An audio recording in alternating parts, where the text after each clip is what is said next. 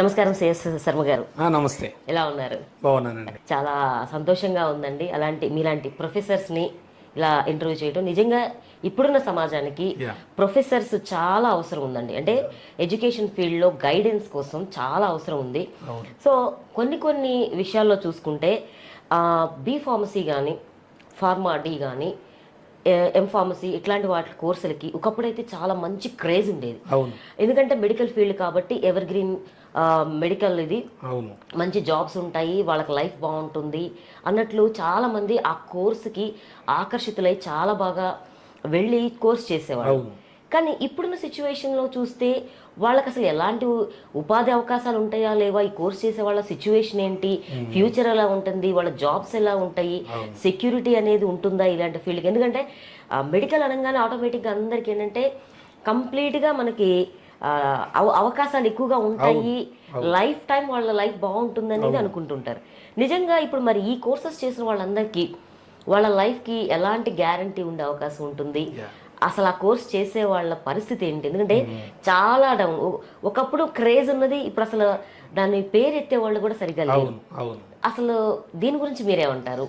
అంటే చాలా స్టార్టింగే చాలా మంచి క్వశ్చన్ అడిగారు. Thank you. ఎందుకు అంటే ఇప్పుడు ఫార్మా ప్రతి కాలేజీలో ఆల్మోస్ట్ చాలా కాలేజీలు ఫార్మా కోర్స్ ఆఫర్ చేస్తున్నాయి. బీఫార్మసీ అట్లానే ఎంఫార్మసీ. అది కాకుండా మళ్ళీ ఒక 6-7 years బ్యాక్ వచ్చింది ఫార్మా డి అని, డాక్టర్ ఆఫ్ ఫార్మసీ అనమాట.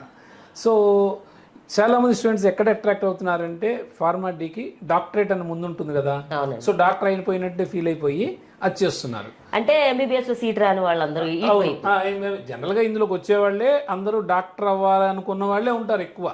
అది మిస్ అయిపోయి ఇంకేదో ఒకటి చేయాలి అని చెప్పి ఈ మెడికల్ ఫీల్డ్కి దీనికి వస్తారు ఫార్మాకి.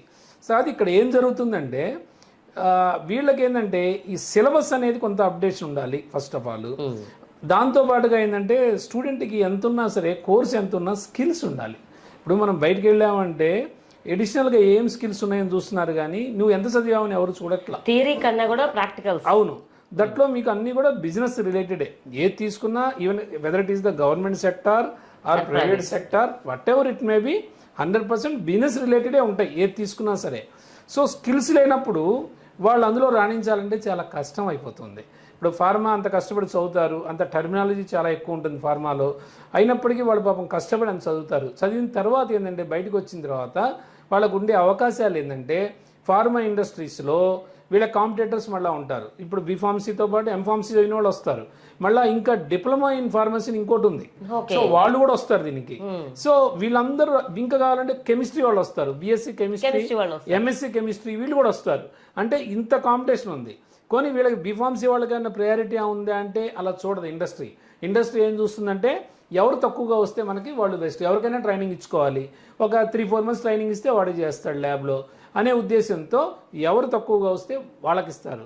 అందువల్ల ఇప్పుడు బీఫార్మసీ చదివినా సరే స్టూడెంట్స్కి అంత పెద్ద ఉపాధి అవకాశాలు అయితే ఎక్కువ లేవు.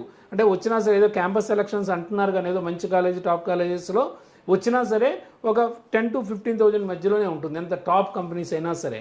సో 10,000 to 15,000కి వెళ్ళిన వాడు 1 lakh శాలరీకి వెళ్ళాలి అంటే ఎంత టైం పడుతుంది?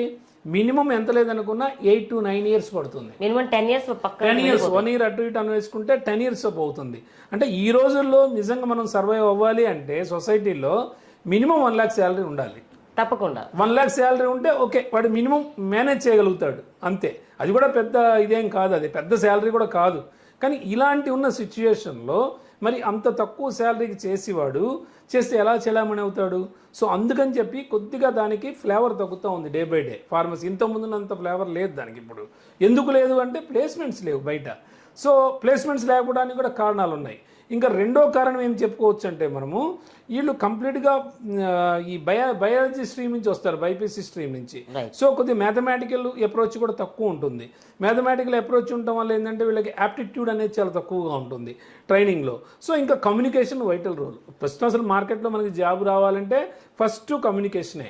కమ్యూనికేషన్ అయిన తర్వాత యాప్టిట్యూడ్, తర్వాత గ్రూప్ డిస్కషను, ఇవన్నీ ఉంటాయి, టెస్ట్లు ఉంటాయి వాళ్ళకి. సో వీటిలన్నింటిలో పర్ఫామ్ అవ్వాలి.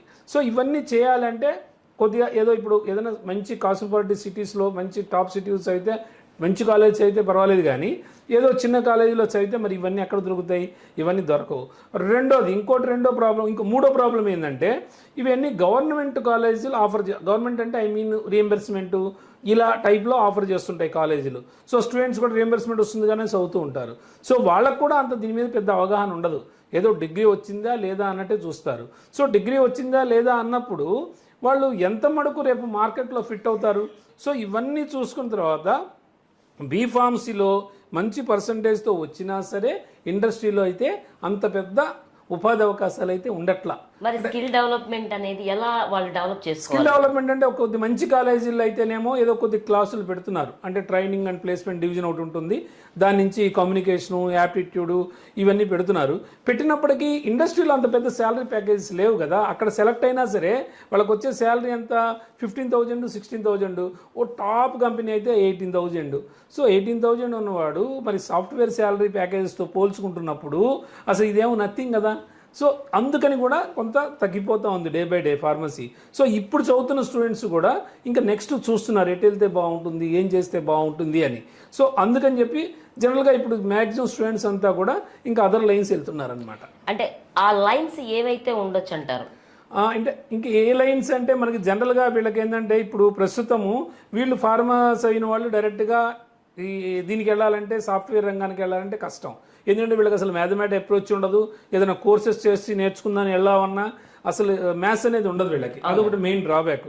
రెండోది ఇంకా నెక్స్ట్ వీళ్ళకి ఉన్నది ఏంటంటే అల్టిమేట్గా మేనేజ్మెంట్ రంగం, అంటే ఎంబీఏ కానీ పీజీడిఎం కానీ ఇలాంటి కోర్సెస్ చేస్తే ఏంటంటే మేనేజ్మెంట్లో వెళ్ళొచ్చు. సో మేనేజ్మెంట్లో కూడా వీళ్ళకున్నది ఏంటంటే ఇప్పటివరకు మేము ఫార్మా చదివాం కదా, సో దీనికి రిలేటెడే చేయాలని వాళ్ళు అనుకుంటారు.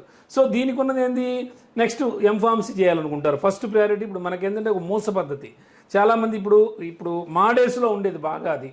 సో బీఎస్సీ చదివామంటే ఎంఎస్సీ చదవాలి, బీకామ్ చదివాలంటే ఎంకామ్ చదవాలి, బీఏ చదివానోడు ఎంఏ చదవాలి, ఇట్లా ఉండేది మూస పద్ధతి అది. సో ఇప్పుడు అట్లా ఏం ఉండదు. ఇప్పుడు యాక్చువల్గా ఈవెన్ సెంట్రల్ గవర్నమెంట్ కూడా హైయర్ ఎడ్యుకేషన్ పాలసీ కూడా కొద్దిగా మార్చింది. ఇప్పుడు మీరు బీటెక్ చదువుతున్నా సరే మీకు ఇండియన్ పాలిటీ ఇష్టం ఉంటే ఒక సబ్జెక్ట్ అది తీసుకోవచ్చు, హిస్టరీ ఇష్టం ఉంటే తీసుకోవచ్చు. సో మీకు ఏది ఇష్టం ఉన్నా, సో ఆర్ట్స్ కూడా సైన్స్ సబ్జెక్ట్ కావాలంటే తీసుకోవచ్చు. కొద్దిగా డే బై డే కొద్దిగా మారుతూ ఉన్నాయి. సో దానివల్ల కూడా ఆ స్టూడెంట్ మైండ్ సెట్ అయితే మారట్లా. ఇంకా బీఫార్మసీ చేసాం కాబట్టి ఎంఫార్మసీని చేయాలి అని అనుకుంటున్నారు. సో అలా కాకుండా బీఫార్మసీ చేసిన తర్వాత పీజీడిఎం కానీ ఎంబీఏ కానీ అంటే ఫార్మా మేనేజ్మెంట్ అనే కోర్సు కూడా ఉంటుంది ఇందులో. వాళ్ళు ఒకవేళ వాళ్ళ విపరీతమైన అపేక్ష ఉంటే ఆ కోర్సు మీద, దానిలో ఏదో సాధించాలని వాళ్ళు అనుకుంటే కనుక అప్పుడు వాళ్ళు ఏం చేయొచ్చు అంటే ఈ ఫార్మా మేనేజ్మెంట్ అనే కోర్సు తీసుకుంటే కొద్దిగా తక్కువ కాలేజీలు ఆఫర్ చేస్తున్నాయి ఇండియాలో. సో కొన్ని యూనివర్సిటీస్ ఆఫర్ చేస్తున్నాయి, కొన్ని బిజినెస్ స్కూల్స్ ఆఫర్ చేస్తున్నాయి. సో ఆ ఫార్మా మేనేజ్మెంట్ కోర్స్కి వెళ్తే వాళ్ళకి అడ్వాంటేజ్ ఏంటంటే కోర్లోనే ఉంటారు, అంటే ఫార్మాలోనే ఉంటారు. సో వాళ్ళు నెక్స్ట్ అదే రంగంలో వాళ్ళకి మేనేజర్స్గా పొజిషన్స్ వస్తాయి. అంటే డైరెక్ట్గా మేనేజర్ రాకపోయినా ఫస్ట్ ఇనిషియల్గా ఎగ్జిక్యూటివ్ అని, తర్వాత సీనియర్ ఎగ్జిక్యూటివ్ అని, తర్వాత అసిస్టెంట్ మేనేజర్ అని ఇట్లా ఉంటాయి. సో ఎక్కడ వెళ్ళినా సరే వాళ్ళకి ఏంటంటే డైరెక్ట్ శాలరీ ప్యాకేజ్ వేస్తే 7 lakhs, 8 lakhs, 9 lakhs అలా వస్తుంది అందులో. సో వాడు మినిమము నేనానికి వరస్ట్గా 6 lakhsతో వాడు స్టార్ట్ అయినా సరే ఆల్మోస్ట్ 50,000. సో వితిన్ 3 మేనేజ్మెంట్లో ఏంటంటే ఇట్లా మామూలు బీఫార్మ్స్ చేసిన ల్యాబ్స్లో లాగా కాకుండా ఇక్కడ ఫాస్ట్గా ఉంటుంది గ్రోత్. అంటే ఇక్కడ 6 lakhsతో వాడు కెరీర్ స్టార్ట్ చేస్తే 2 yearsలో వాడిది 8 to 9 lakhs వెళ్తాడు. అంటే ఒక్క 4 yearsలో 10 lakhsకి వెళ్ళిపోతాడు. అంటే మామూలుగా వెళ్ళి వాళ్ళు ల్యాబ్స్లో జాయిన్ చేస్తే it will take 10 years. But వేరాజ్ this is the very short cut actually. Within 4 years actually they may reach up to 10 lakhs package. That is the major advantage for pharma students. చాలా బాగా తెలియజేశారండి. ఎందుకంటే management skill అనేది ఏ డిపార్ట్మెంట్లోనైనా అవసరమే, ఏ ఫీల్డ్కైనా అవసరమే అని చెప్పి చాలా బాగా తెలియజేశారు. అందులోనూ అగ్రికల్చర్ అనేది మన భారతదేశానికి చాలా వెన్నెముక లాంటిది. అలాంటి దాంట్లో ఇలాంటి లేటెస్ట్ బిజినెస్ స్కిల్స్ అనేవి ఉంటే గనక ఇంకా బాగా సక్సెస్ అవ్వచ్చు అని చాలా చక్కగా తెలియజేశారు. థ్యాంక్ యూ అండి, థ్యాంక్ యూ సో మచ్. నమస్తే.